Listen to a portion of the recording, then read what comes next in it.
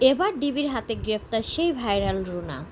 সামাজিক যোগাযোগ মাধ্যমে আর্জেন্টিনার জার্সি পরা ছবি ভাইরাল হওয়ার পর আলোচনায় আসা যশোরের রুনা পারভীন, বয়স ২৫ বছর, এবার অনলাইনে জুয়া নেটওয়ার্ক পরিচালনার অভিযোগে জেলা গোয়েন্দা ডিবি পুলিশের হাতে গ্রেপ্তার হয়েছেন। ডিবি পুলিশ জানায়, রোববার ১৯ জুলাই রাত ৯:৩০টার দিকে যশোর শার্শা উপজেলার বাগআচড়া ইউনিয়নের ৭ মাইল মোড়লপাড়া গ্রামে বিশেষ অভিযান চালিয়ে নিজ বাড়ি থেকে রুনা পারভীনকে গ্রেপ্তার করা হয়। সোমবার ২০ জুলাই তাকে আদালতের মাধ্যমে কারাগারে পাঠানো হয়। গ্রেপ্তার রুনা পারভীন ওই গ্রামে নুরুল আমিনের মেয়ে। পুলিশের দাবি, গোপন সংবাদের ভিত্তিতে তারা জানতে পারে ৭ মাইল এলাকার দেলবার মণ্ডলের বাড়িতে কেন্দ্র করে একটি চক্রই ট্রানজ্যাকশন ও বিভিন্ন ইলেকট্রনিক ডিভাইস ব্যবহার করে নিষিদ্ধ অনলাইন বেটিং সাইট পরিচালনা করছে।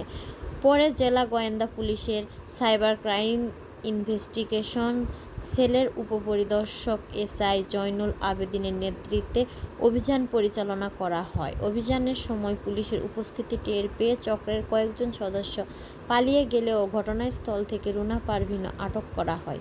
এ সময় অনলাইনে জুয়ার কাজে ব্যবহৃত দুটি স্মার্টফোন এবং বিভিন্ন আইটেমের IMEI নম্বরযুক্ত একাধিক সিম কার্ড জব্দ করা হয়েছে বলে জানিয়েছেন পুলিশ। ডিবি পুলিশের ভাষ্য, প্রাথমিক জিজ্ঞাসাবাদে রুনা পারভীন দীর্ঘদিন ধরে অনলাইন জুয়ার কার্যক্রমের সঙ্গে জড়িত থাকার কথা স্বীকার করেছেন। এ ঘটনায় এসআই জয়নুল আবেদিন বাদী হয়ে শার্শা থানায় জুয়া আইন ও ডিজিটাল অপরাধ সংক্রান্ত প্রযোজ্য ধারায় মামলা দায়ের করেন।